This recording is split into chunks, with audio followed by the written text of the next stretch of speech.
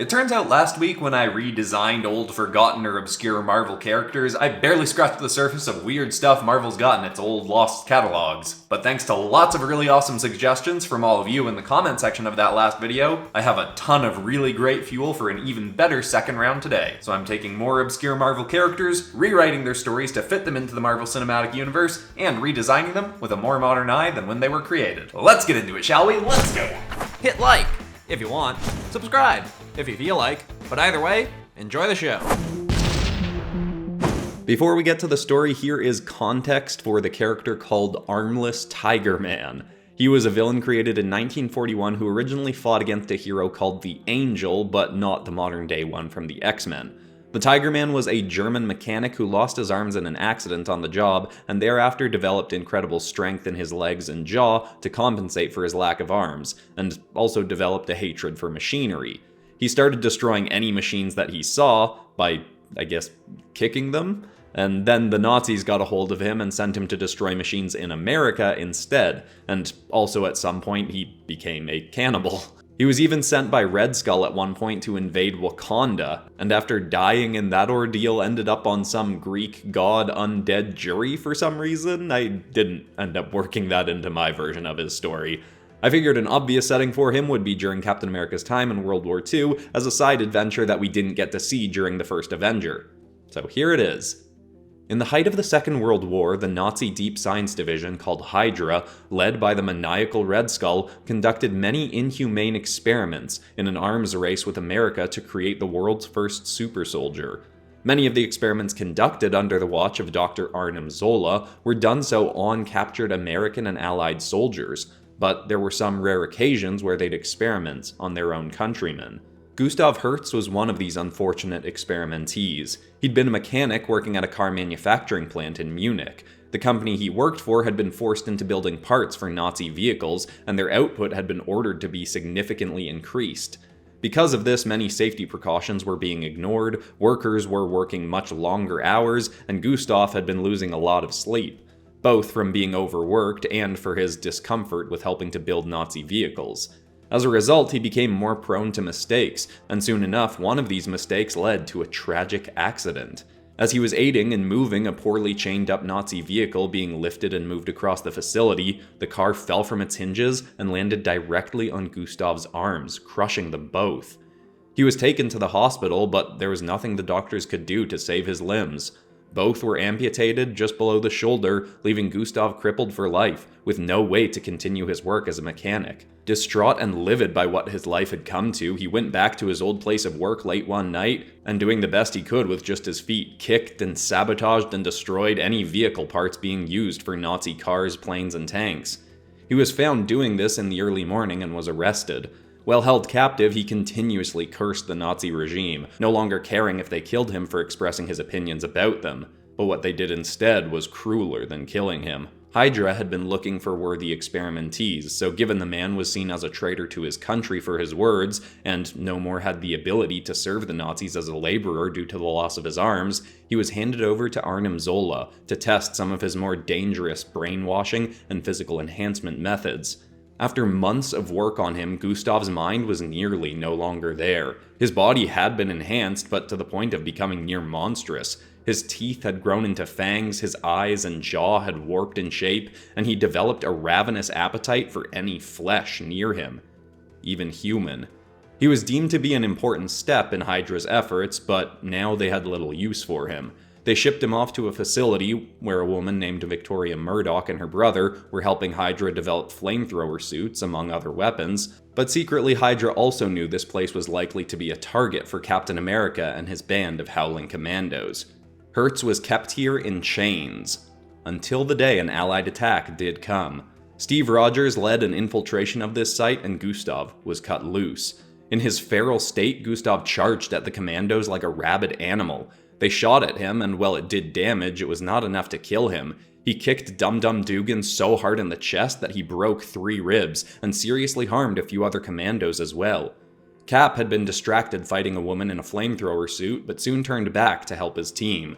Gustav's strength rivaled that of Captain America, and Cap didn't expect his foe to go for a bite during their battle, so he ended up having the man's fangs dug into his shoulder. But as they continued to fight, a group of Hydra agents drove past them, firing at both of them fleeing the facility in the very kind of car that had crushed Gustav's arms. In spite of all his brainwashing, part of Gustav was still in there, and he charged away from Cap, leapt at and double-kicked the vehicle so hard that it flipped over. He began stomping on the vehicle, furiously destroying it, then went after the Hydra agents that had been inside. Cap even got a close look at the man and noticed that there was a tear dripping down his face as he did this. He knew with strength like what Gustav was showing, he had to be a Hydra experiment, and Cap couldn't help but feel sorry for him. He used his shield to knock Gustav out, and when the raid was over, brought him back to an allied base with his legs bound. He then asked if any scientists who'd worked for Abraham Erskine, the man who gave Cap his powers before being shot by a Hydra agent, could take a look at the man and see if anything could be done to help him. It would take a few years, but Erskine's people did manage to reverse the effects of the brainwashing, and Gustav was able to tell them his story. By this point, Cap had gone under the ice, but the war was not yet over. With Gustav's incredible strength and desire for vengeance against the Nazi forces, he was offered a place alongside what was left of the Howling Commandos to go back into Germany and use the strength that they had given him against the Axis. In spite of his German heritage and somewhat menacing appearance, Gustav would be embraced by the Allied troops and get to spend the last days of the war stomping out many of the most prominent manufacturing plants that built weapons and vehicles for the German forces. He'd even helped them thwart the plans of a rogue American weapons manufacturer who'd defected to Germany when her weapons were refused by the American army. But we'll get back to the Asbestos Lady later in the episode.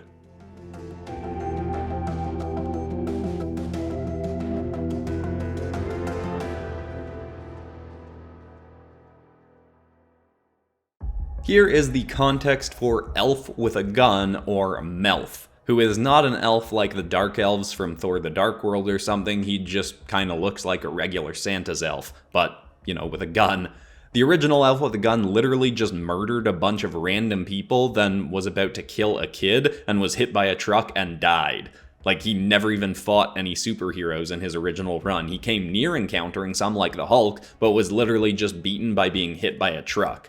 The creator of the character, Steve Gerber, apparently intended for the elf to originally just be a running gag with no proper origin or explanation, but it is also notable that a later version of the elf, not written by Steve Gerber, showed that his gun could actually shoot people through time, and that a bunch of elves with guns worked for a group called the Tribunal, though this was later revealed to not actually be confirmed as canonically true. The story arc where that happened was in a Defenders comic, back when the Defenders used to be Doctor Strange, Hulk, Silver Surfer, and Namor, but ignoring all of that, I decided to make him mainly a Hawkeye villain, because I just kind of felt like it, and I also tried to keep the character more in line with the original creator's mysterious vision.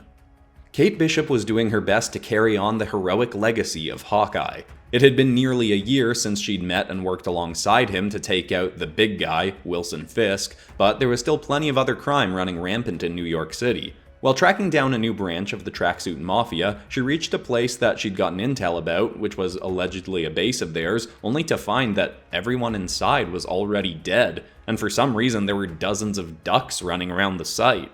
Bishop looked around for evidence of what had happened or for any survivors, but saw nothing. Though she did soon hear something. Whistling. Someone was whistling the song Grandma Got Run Over by a Reindeer. Bishop turned a corner with her bow ready to see that down a hall, wiping blood off of a revolver, was what looked like one of Santa's elves. He looked at her with a menacing grin and said, "Sorry I didn't save you any." She demanded to know who he was, but he just replied, "Ask your buddy Barton, and tell him hi for me."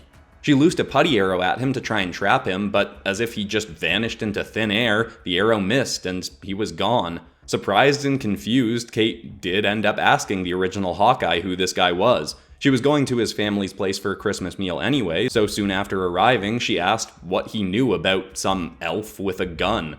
Immediately, Barton just groaned and slammed his head on the table. Kate told him what she'd seen, and Barton then told her about his own encounters with the infuriating little elf during his years as Ronin. In the 5 years after Thanos snapped away half of all life, before the Avengers managed to bring everyone back, Hawkeye had become a more lethal vigilante called Ronin, who wasn't shy about executing any criminals he hunted. And apparently, every year during the blip, around Christmas, Barton would start spotting this elf with a gun in various versions of an elf outfit. Sometimes looking like a cheap Mall Santa's buddy with a revolver, and sometimes looking like a proper supervillain with a more futuristic weapon to match. But always in the theme of being an elf with a gun. He'd only ever see the elf just as or just after he'd killed somebody. Sometimes it'd be a criminal and sometimes just an innocent bystander. There seemed to be no motive or reason behind the killings, but the elf just got a kick out of watching Hawkeye squirm to try and catch or kill him. Hawkeye was convinced this guy was just a sadistic little person with a talent for special effects and trickery, but weird things would always happen when he showed up. Like light shows spontaneously starting, or a giant snake appearing then disappearing, or, like Kate had seen, a bunch of ducks just showing up out of nowhere. Hawkeye had once gotten the elf to stick around long enough to claim that he was an intergalactic entity named Melf, sent by a being called the Living Tribunal to execute people that were risks to Earth's long-term good. But Hawkeye was pretty sure the elf was just messing with him.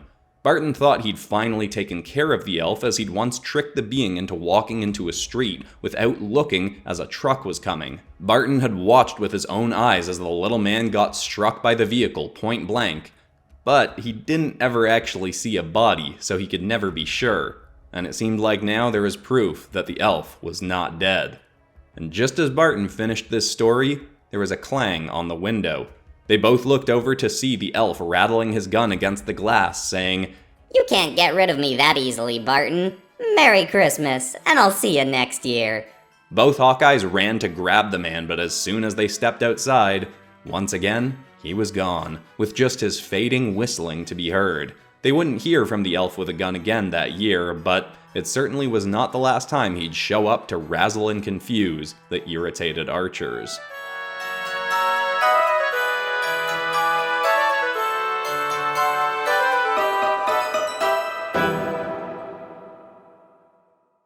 Next up is Haag, but not the Asgardian character of the same name. This guy is an alien who showed up in Tales of Suspense in 1962 and came to Earth to hunt humans.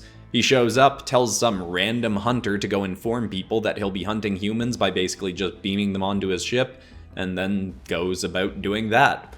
Various world leaders send their forces to try and shoot his ship down, but it has a force field on it, which was probably a novel concept in the early 60s, so the way they ended up beating him was by trapping his ship in a giant net. He has no direct Avengers or superhero affiliations from what I saw, so I decided to make him an Ant-Man villain in the following story.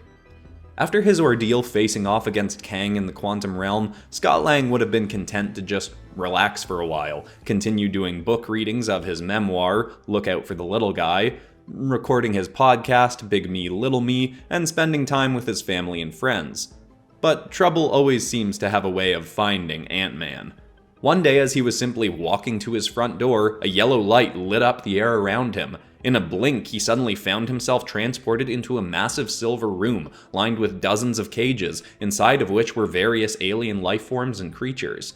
Lang's immediate concern was that he was going to get probed, so he flicked a button on to activate his Ant-Man suit, covering over his body, and he was about ready to shrink down. But soon felt like he already had.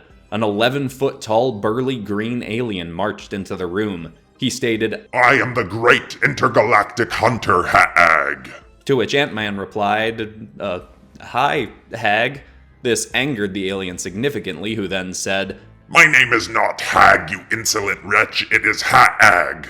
Scott continued to not hear the difference and just further enraged the alien, who eventually carried on to say that he had come to Earth to hunt humans and make many specimens of them part of his collection. He had a rivalry with a being known as the Collector, who was still in the process of rebuilding his own collection of creatures and artifacts after his home had been largely destroyed by Thanos. Haag intended to capture many humans, but he felt it respectable to warn humanity of his mission. In researching Earth for whom their leader must be, he'd come across the audiobook version of Look Out for the Little Guy, and had thereafter gotten a stream of Ant-Man's podcast. From there, he'd ascertained that Ant-Man was responsible for saving his planet and the many beings across the galaxy that had been snapped away by Thanos. He deemed this meant Ant-Man was likely the leader of Earth, hence beaming him onto his ship so that Ant-Man could then inform the world of what was to come. Before Scott could ask any more questions, Haag beamed Scott back down to Earth, stating that his hunt would begin the next day. Scott had no idea what to do or who to tell. He talked to Wasp and Hank Pym and his daughter about it, but wasn't sure how to get the information across to the whole world about what Haag intended to do. He was pretty sure S.H.I.E.L.D. wasn't a thing anymore, but he did have Nick Fury's number, who was now running Saber. Fury was short with Scott and said that Saber was already doing their best to track this guy's ship, but he had pretty advanced cloaking tech. Ant-Man asked what he could do to help, but Fury was confident they'd get this guy before he could do any serious damage. Unfortunately, Fury was a little bit off on that. Haag's ship could get across the globe in minutes, and he started beaming people onto his ship in very public, open places around the world, so everybody quickly knew about it without Scott having to say anything. He'd even bellow from speakers on his ship to the people, Feeble humans, you are now merely playthings of the great and powerful hunter Haag. Various governments managed to scramble jets and ships fast enough to try and shoot him down, but along with powerful cloaking tech, he also had very high-powered shields, strong enough to block any blows directed at him. Saber was getting nowhere trying to catch this guy, and conveniently all the other Avengers who could handle this quickly, like Doctor Strange, Captain Marvel, Thor, were all busy not being contracted for this story, so Ant-Man had to come up with a plan himself. He realized that if they couldn't shoot down his ship, they'd just have to drag it down. Ant-Man had figured that this guy was pretty insecure and easily irritated, and that he had access to Ant-Man's podcast, so he promptly released an episode and spent the whole time ripping on the guy, calling him Haag and saying that he wasn't even a real hunter, just some guy who beams innocent people onto his ship. Ant-Man, Wasp, and Lang's daughter all suited up soon after, and waited for Haag to come for him. Exactly as expected, the prideful alien came back to Lang's area to beam him on board. Lang was waiting outside in a field near his home, and the ship soon promptly appeared above him. Before he could beam Scotty up though, Wasp flew above the ship, hurled a small net, but tossed a growth disc onto it, making it expand rapidly to be big enough to cover his entire vessel. Ant-Man and his daughter both grew as large as they could on the ground, grabbed the ends of the net, and pulled the ship down to Earth. Haag tried to get the ship to fly away, but it was no good. He was pinned. He soon after came out of his ship and claimed that he'd now defeat Ant-Man in hand-to-hand combat to prove his worth as a hunter. The hulking alien leapt towards Ant-Man's leg, but in his giant man form, he just swatted the guy down into the dirt. Despite his large stature and muscular build, one hit was apparently all it took. Haag didn't get back up after that and just mumbled, You have defeated me. According to intergalactic law, I must obey you. He was then taken away to the raft, and once again Ant-Man and his family had saved the day. Plus, Scott felt he finally had enough material to start work on his second book.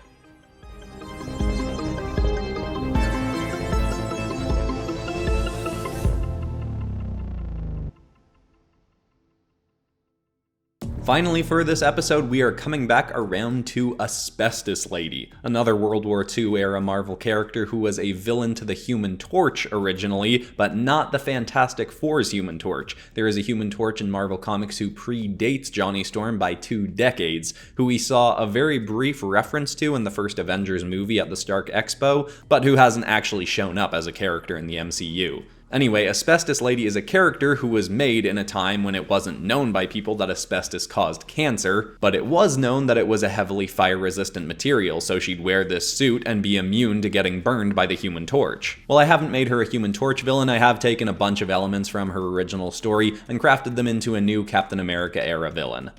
Victoria Murdoch and her brother Carl had had very wealthy parents, but since their parents had died, their money was running out and they were desperate to create more wealth for themselves.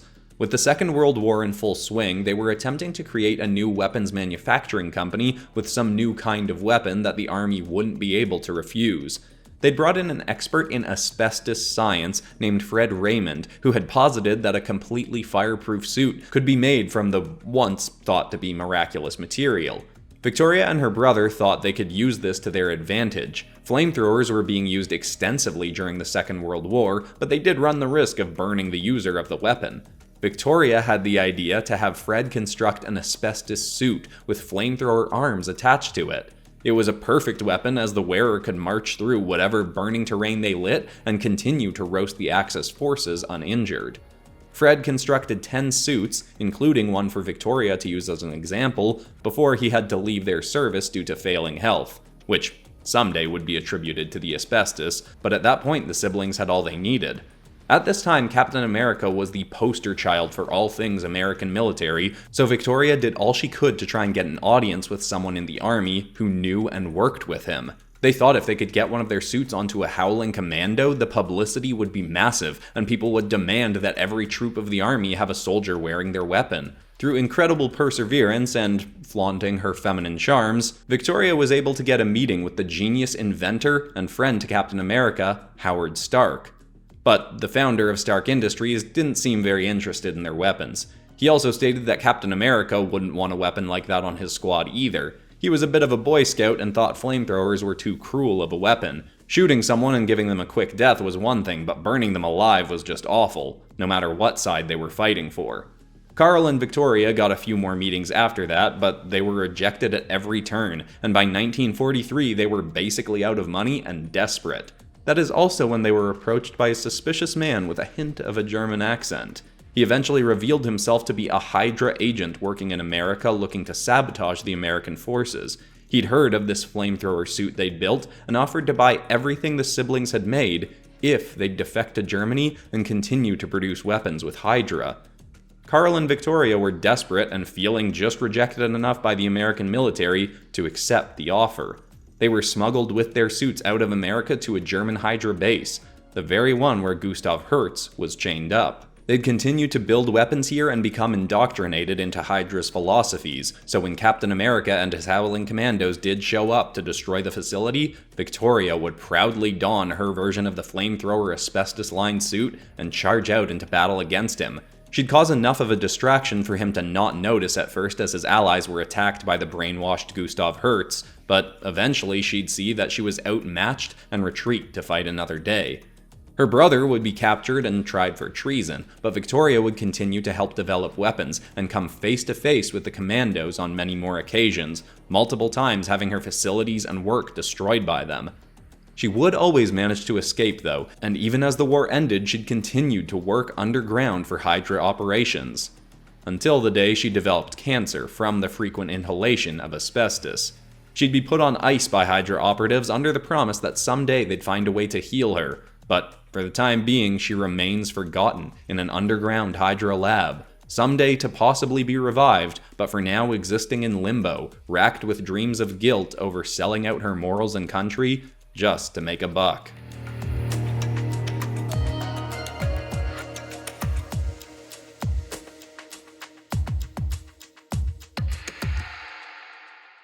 If you enjoyed this, you might want to check out the previous episode in this series where I used characters like the Wall and did this same thing with them. Or you might like something like my Spider-Man villains turned into Spider-Man episodes. Got 2 of those on this channel. Also, I'm thinking if this gets another round, I might go for DC characters next. Maybe even specifically Batman characters, because I got a lot of great suggestions for weird old Batman villains. But I'm also open to more suggestions in the comments. And besides that, that's all for today, except of course for ending this video on some kind of positive or inspiring note. And the thought I want to leave people with today is actually a concept I was reminded about by Alex Lennon, whose videos I researched in studying for this topic. And he talked about how deadlines are actually really important for creative output because having too much time to work on a project can actually hold you back. If you have tons of time or even no limit on the amount of time you can work on something, you can end up just keep starting over, thinking something's not good enough. But when you have deadlines, you know you have to get to a finished project by a certain point. I personally haven't had art block in about 5 years since I started this channel, because the whole time I've been running Popcraft Studios, I've had deadlines that I had to meet. So even when I felt unmotivated, I just pushed through it and often would still end up making something pretty cool. I hope that's inspiring. I love you all. Monday's episode is going to have one new story and drawing at the beginning of it, but the majority of the episode will be a compilation of my previous Dinosaurs as Demons episodes. Did that so I can take a few days off around Christmas, then we'll be back to normal the following Friday. But I hope you all have a Merry Christmas or Happy Holidays, and I'll see you next week.